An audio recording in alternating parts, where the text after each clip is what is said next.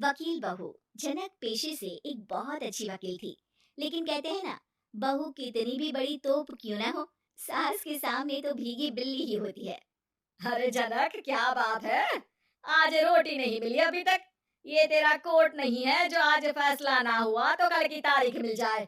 रोटी तो रोज वक्त में चाहिए। हाँ। माँ जी, रोटी तो कब की बन गई। मैंने आपको कहा तो खाना खाने के लिए, आपने शायद सुना नहीं होगा। ओहो, जज नहीं हूं मैं तेरे कोर्ट की, सास हूँ सास। कोई दलील फालतू की मत देना यहाँ। बहुत जानती हूँ मैं इन वकीलों को। अपनी बात ऊपर रखने के लिए झूठ बोलने में जरा भी नहीं सोचते। तभी वहां जनक के ससुर आ जाते हैं। अरे भाग्यवान, क्यों बेचारे के काम को कोसती रहती है हमेशा। मैं भी तो था वहां जब ये आई थी तुझे रोटी खाने को बुलाने के लिए। सास को तो अब गुस्सा आ जाता है कि कैसे किसी ने बहू की साइड ले ली। अरे वाह जी वाह।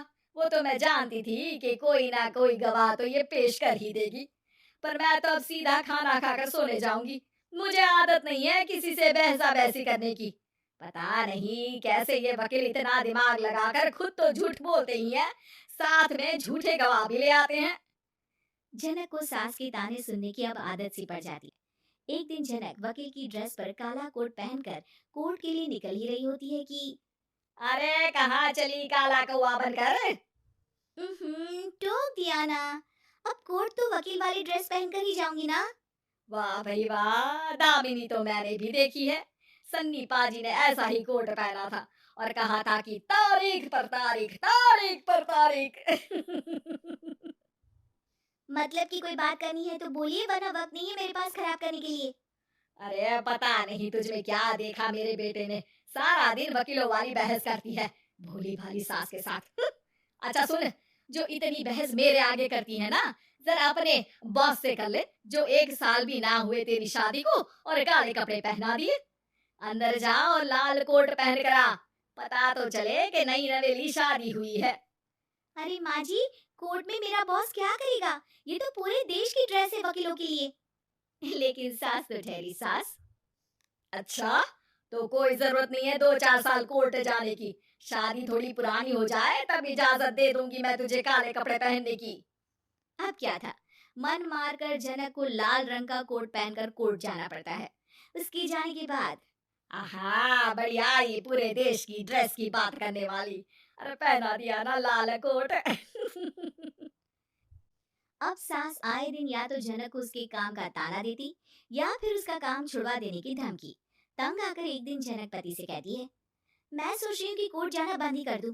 अरे क्यों यार, इतना अच्छा करियर है, क्यों छोड़ने की सोच रही हो।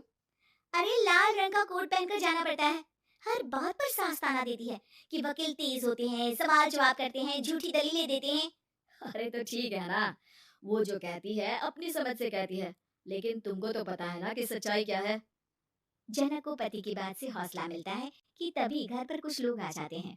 अरे आइए आइए पंच साहब, कैसे आना हुआ। अरे भाई साहब, सुना है कि आपकी बहू वकील है। तभी वहां सास आ जाती है। हाँ है तो, लेकिन क्या हुआ, फिर कहीं बहस कराई क्या।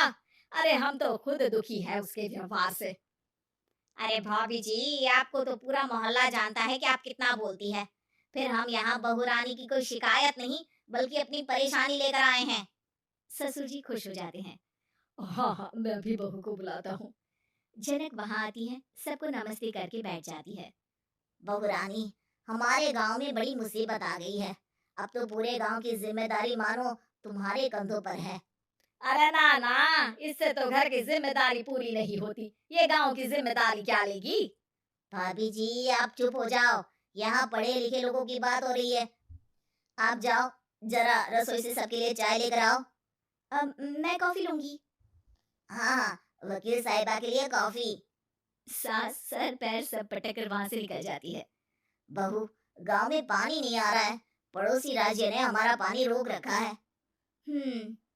इसका मामला तो बड़े कोर्ट में चलेगा पंच जी, लेकिन ऐसा क्यों? वो राज्य हम लोगों से पानी के पैसे मांग रहा है। अब आधे गांव में पानी की सप्लाई खत्म हो गई है बोरानी। अच्छा पंच साहब, बात गांव की है तो मैं जरूर केस लड़ूंगी। यहाँ एक बार फिर सास की एंट्री हो जाती है। अरे वाह जी वाह, ये काम करवा लो आप हमारी बहू से, बहुत अच्छा करती है। मैं हूँ सीधी सादी सास। इस लड़की ने कैसे लड़ लड़ कर मुझे साइड कर रखा है, ये तो अब आपको पता चल ही जाएगा। अरे भाभी जी, आपकी आवाज तो पूरे गांव को सुनाई पड़ती है जब आप बहू रानी को सुंदर वचन सुना रही होती हैं। अरे वकील बहू मिली है, फक्र करो फक्र। हाँ जी हाँ, सारी फकर तो हम लोग ही करें। खैर, अब जो केस लड़ेगी और पानी गांव में आ जाता है, तो पंच साहब लिख कर देना होगा कि हैंड पाइप में सबसे पहले मेरी बाल्टी और घड़ा भरेगा। अरे फिर तो हम बहू रानी के नाम पर घर पर ही सप्लाई दे देंगे, लेकिन ये इतना आसान नहीं है। बहू, गांव के पास अभी वकील करने की भी पैसे नहीं है तो। अरे पंच साहब, ये मेरे गांव का मामला है, मैं आपसे एक भी पैसा नहीं लूंगी। सास को बहू की बात पर गुस्सा आ जाता है, लेकिन सबकी जाने के बाद झनक मन लगाकर गांव की परेशानियों को दूर करने में लग जाती है। और वो दिन भी आता है कि झनक केस जीत जाती है। अरे आज तो प्लम्बर आकर घर तक पाइप लगा गया है। खुश हो जाओ, मेरे कारण तुम लोगों को घर के अंदर ही पानी मिल जाएगा।